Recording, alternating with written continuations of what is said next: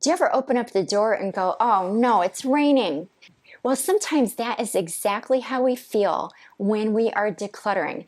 It's sort of depressing. It's something that we dread.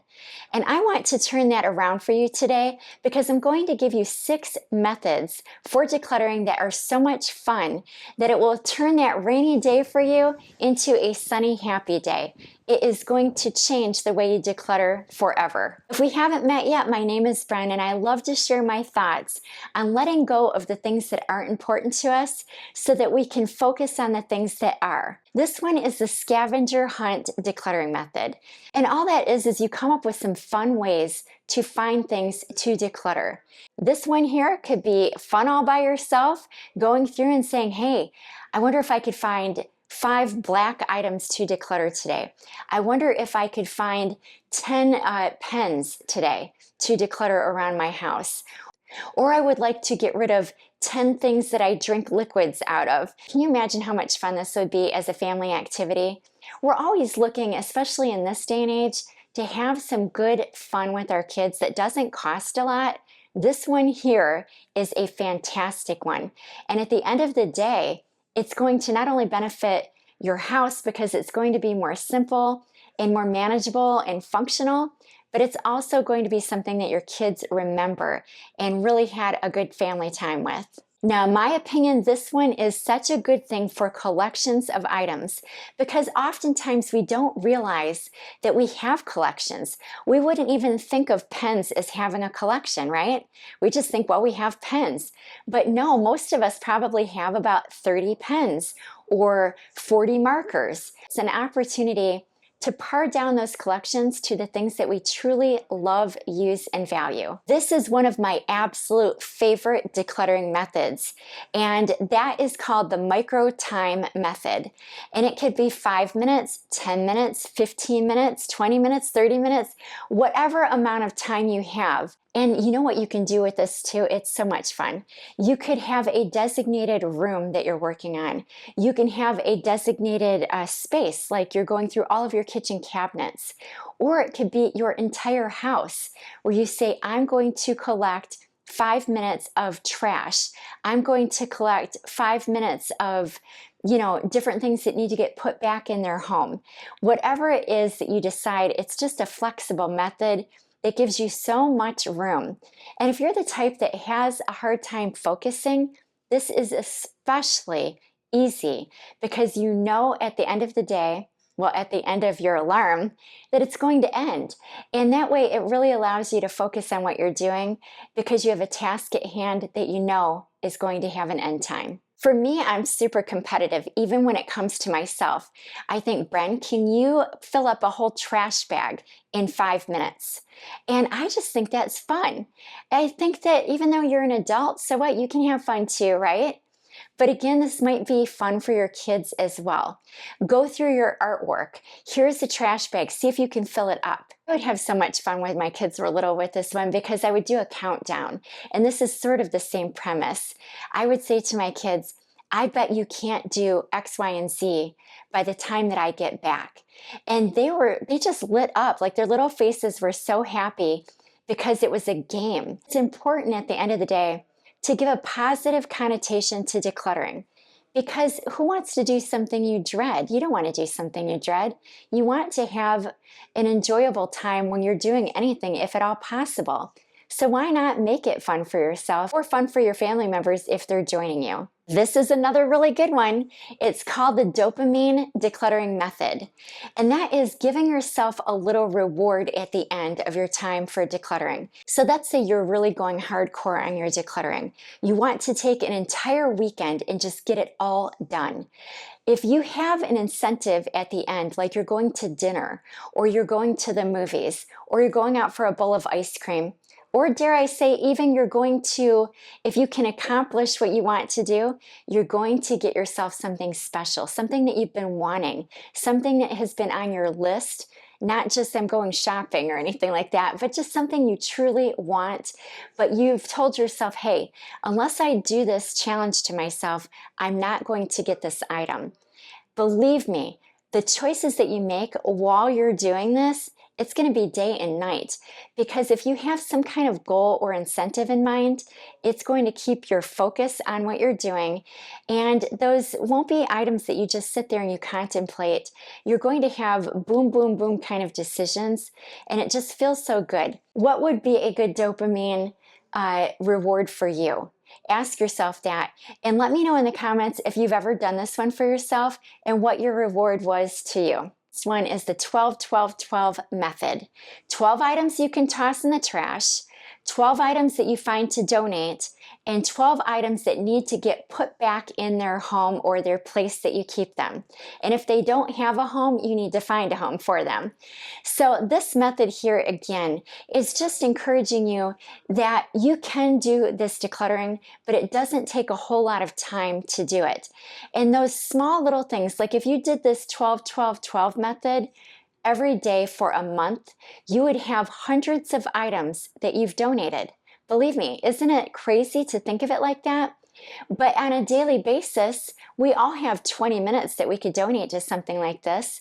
And that is going to just chisel away and chip away at all of the clutter that we have in our homes. So leave me a comment. Let me know if you've ever tried this one. I think it is a fantastic, fun method to do by yourself or with your family, and it can definitely make a huge dent in the clutter that you have in your spaces. You can do this all over your house. You can take a room, or you can take an area. I'm going to give you, for instance, here, like my dad. He was a tool person, and his entire garage was just jam-packed with tools. So in something like that, I would maybe divide that area up into 4. Maybe have certain sections that you do. So he had a gigantic tool case, and nothing was ever put back in that thing, and he had a lot of duplicates.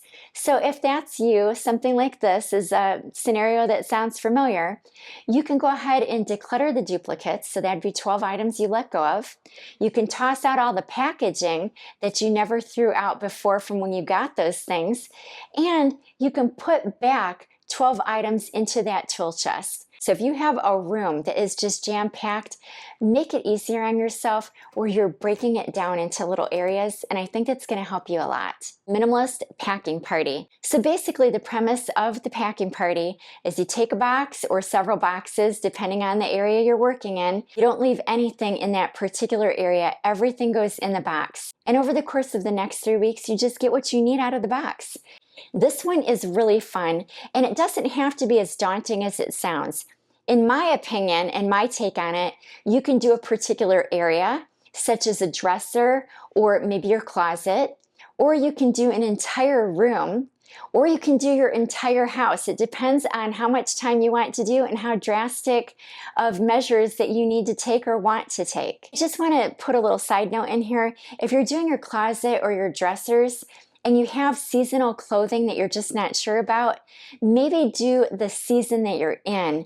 I think that that would be a lot easier on you to just do the current season, and you can always use this method again when it's the next season. I would recommend this to a person who has a really hard time making decisions like me. I don't think I've shared that, but maybe I have. I guess it goes along with my decision fatigue. I guess it's exactly decision fatigue, actually, if I'm thinking about this. And basically, it's hard for me to make a decision. So I don't want to sit there and waste my time thinking about an item. If everything goes into a box and I only pull out the things that I actually use, then I have evidence right there in front of me. Hey, I didn't use this. I'm really not needing it. And at the end of this boxing it up 3 weeks that you've done, the whole idea is that you let go, sight unseen, of whatever is remaining in the box. Now I know that might not be something that you're comfortable with.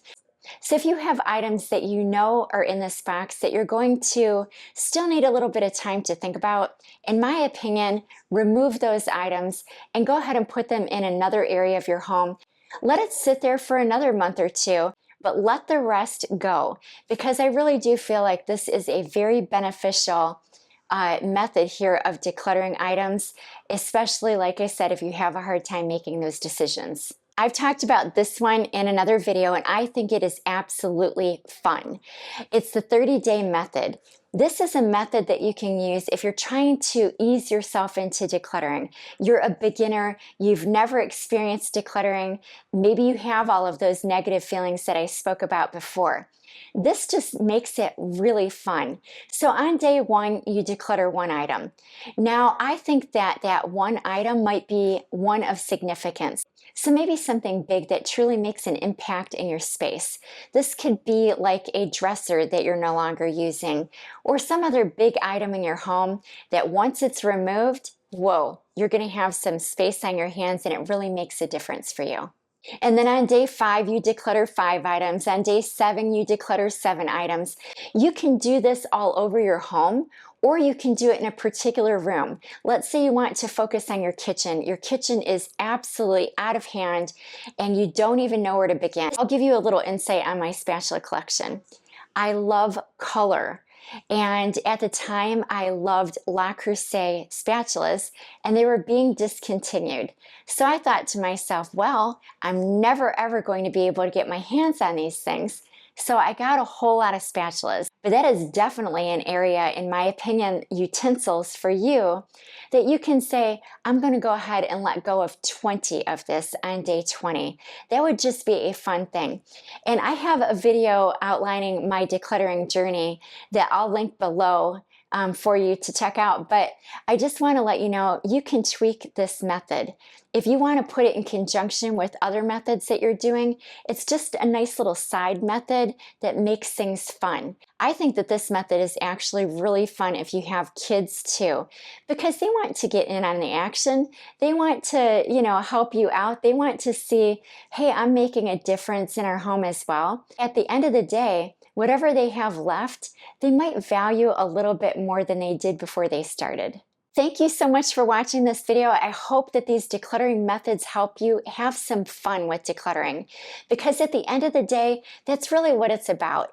It would be so nice to declutter, which is something that we should do and is going to make such an impact and difference in our lives. But why does it have to be something that we dread? It doesn't have to be. If you try any of these methods, let me know in the comments if it really made a difference for you. If you have any decluttering methods that were absolutely fun that I didn't mention, make sure that you leave them in the comments, because I'm sure other people that are reading these comments would really get a lot of benefit out of that.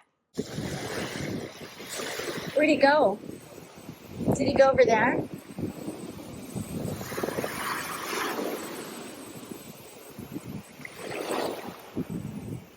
Oh, his little flipper's over there, Jeff. See him? Oh, so sweet.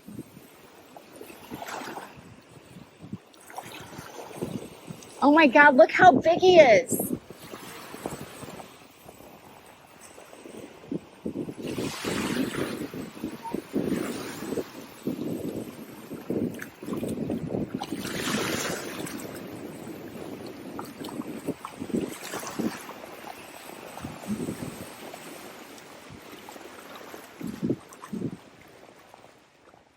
He just blends right in.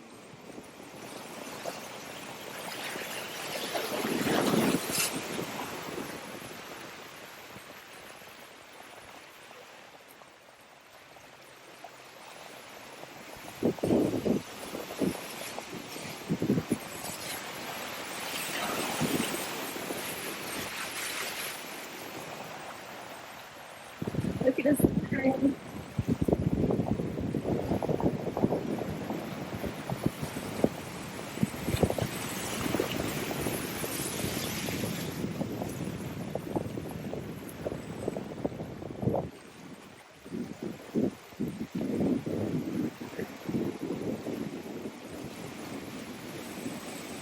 If you enjoy this type of content, make sure that you subscribe to my channel. I post a new video every week.